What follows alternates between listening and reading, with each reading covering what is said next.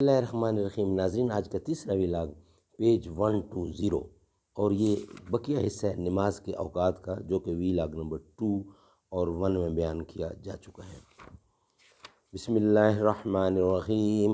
قال اللہ تعالی وما آتاکم الرسول فخذوہ وما نہاکم عنہ فانتہوا، جو تم کو رسول دیں وہ لے لو اور جس سے منع کریں اس سے باز آ جاؤ، رک جاؤ۔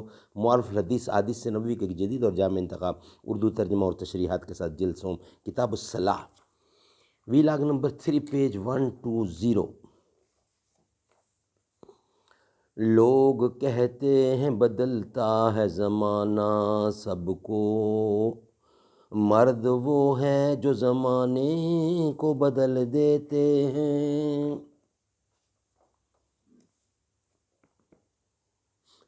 پھر دن کے ختم ہونے پر غروب آفتاب کے بعد مغرب کی نماز فرض کی گئی ہے۔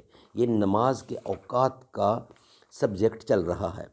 پھر دن کے ختم ہونے پر غروب آفتاب کے بعد مغرب کی نماز فرض کی گئی ہے تاکہ دن کے خاتمہ اور رات کے آغاز کے وقت ہم پھر بندائے قدوسیت میں حاضر ہو کر اس کی حمد و تسبیح اور بندگی کے عہد کی تجدید کریں۔ اس کے بعد سونے کے وقت سے پہلے عشاء کی نماز لازم کی گئی ہے تاکہ روزانہ کی زندگی کا ہمارا آخری عمل یہی نماز ہو اور ہم اپنے مالک سے رابطہ نیاز قائم کر کے اور ایمان و ابدیت کے عہد کی تجدید کر کے سوئیں۔ اور ہماری سہولت کے لیے پانچوں نمازوں کے ان وقتوں میں کافی وسعت بھی دی گئی ہے۔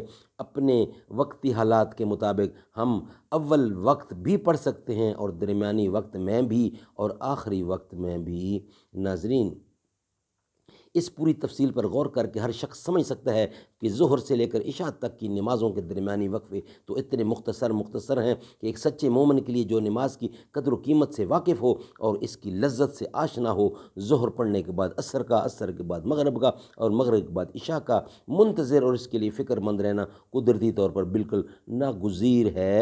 اور اس طرح گویا اس پورے وقفے میں اس کا دل اللہ تعالیٰ کی طرف متوجہ اور نماز سے متعلق ہی رہے گا۔ البتہ فجر سے ظہر تک کا وقفہ خاصا طویل ہے اور جیسا کہ اوپر عرض کیا گیا ہے اس کو اس لیے طویل رکھا گیا ہے کہ بندے اپنی دوسری ضروریات اور دوسرے کاموں کو اس وقفے میں اطمینان سے انجام دے سکیں۔ تاہم اس کی ترغیب دی گئی ہے کہ جن خوش نصیب بندوں سے ہو سکے وہ اس وقفہ کے درمیان بھی چاشت کی چند رکعتیں پڑھ لیا کریں۔ اسی طرح رات کے سونے کو انسان کی ایک فطری اور حقیقی ضرورت قرار دے کر عشاء سے فجر تک کوئی نماز فرض نہیں کی گئی اور یہ وقفہ سب سے زیادہ طویل رکھا گیا ہے۔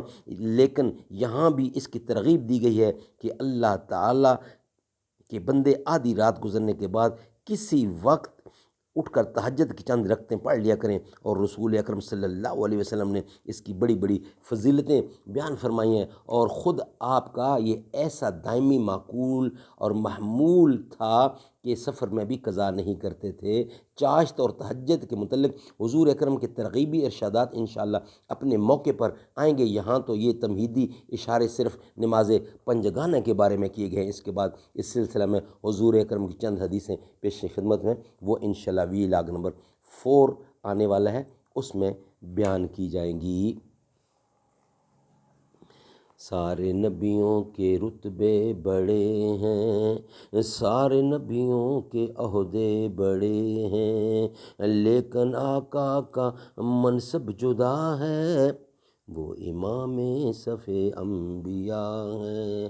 ان کا رتبہ بڑوں سے بڑا ہے، کوئی لفظوں میں کیسے بتا دے، ان کے رتبے کی حد ہے تو کیا ہے، ہم نے اپنے بڑوں سے سنا ہے، صرف اللہ ہی ان سے بڑا ہے، سارے نبیوں کے رتبے بڑے ہیں۔